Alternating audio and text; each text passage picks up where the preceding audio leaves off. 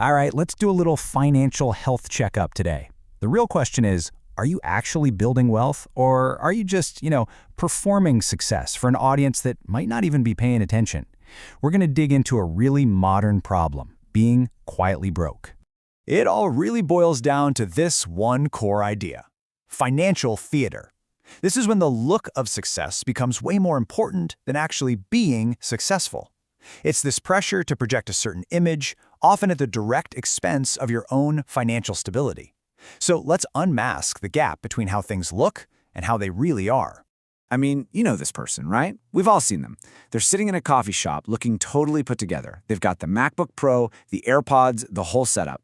And they go and order the most expensive, complicated latte on the menu without even a flinch. They are the perfect picture of someone who has it all figured out. But what if that's just an act? Yeah, here's what's really going on behind the curtain. What you don't see are the maxed out credit cards, the bank account that's just days away from an overdraft, that $12 latte. That might actually be his entire food budget for the day with ramen on the menu for dinner. This is the definition of being quietly broke. And honestly, it's become an epidemic. So let's pull that curtain all the way back. In this first part, we're going to explore the symptoms of this whole financial performance. It's time to unmask that really dangerous gap between looking rich and actually being secure. Now, our first symptom, this one might actually surprise you, because it often targets people who make a lot of money. It's what we call the high-earning treadmill. It's this crazy trap where making more and more money doesn't actually make you any wealthier. Just look at this number: 1/3. A third of people making over 200 grand a year say they are still living paycheck to paycheck. It's just proof that a high income doesn't magically fix bad financial habits. Nope, it just gives you this false sense of security to make even bigger mistakes. And this, right here, illustrates the simple, absolutely brutal math behind it all. It doesn't matter how big the numbers are. If you earn $3,000 but spend $3,050, you're going backward. And if you earn $10,000 and spend $10,050, you're still going backward, you're just doing it a whole lot faster. This leads you straight into the trap of the golden handcuffs. What happens is, every time you get a raise, it's immediately swallowed up by a bigger apartment, a fancier car lease, you name it. And pretty soon, you literally can't afford to leave that high-stress job you hate because your entire lifestyle, the look of your life, completely depends on it. You're trapped. But look, this isn't just about high earners. Our next symptom is maybe even more common. It's living a life with zero financial buffer. Let's talk about the incredibly high price you end up paying for having no savings, no safety net. So I'm going to ask you a question, straight up. If your car suddenly broke down tomorrow and the repair was $1,000, could you pay for it without whipping out a credit card? The shocking truth is, more than half of Americans can't. If your very first thought is debt, then you are living without a buffer. And this is the whole point. It's about the experience. Without savings, that unexpected bill feels like a legitimate threat to your survival. Your stress hormones, your cortisol, they spike. It's a crisis. But with savings, that exact same bill is downgraded to a simple, manageable inconvenience. That difference is absolutely life-changing. Okay, let this one sink in for a second. That $50 you just spent on an impulse buy without even thinking about it, if you had invested it instead, thanks to the magic of compound interest, it could have grown into $500 or even more by the time you're ready to retire. So you see, you're not just spending $50 today, you're spending your future self's freedom. Was it really worth it? Okay, we've talked about the numbers, but now let's get into the psychology of it all.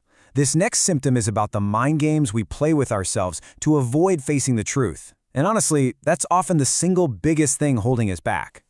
This is classic financial avoidance. Some people even call it app ghosting. You know what I'm talking about. You deliberately don't check your bank balance for weeks because you'd rather operate on these vague, kind of hopeful estimates than actually face the hard numbers. But here's the thing. You can't manage what you don't measure. And avoidance and debt, well, they usually go hand in hand. It's so important to understand that not all debt is the same. Good debt, like a mortgage, helps you buy an asset that grows in value. But bad debt, we're talking high-interest credit cards for clothes and furniture, that just makes your money evaporate. It basically guarantees that you're spending your life working to make a bank richer instead of yourself. And all of that can lead to this really modern habit called doom spending.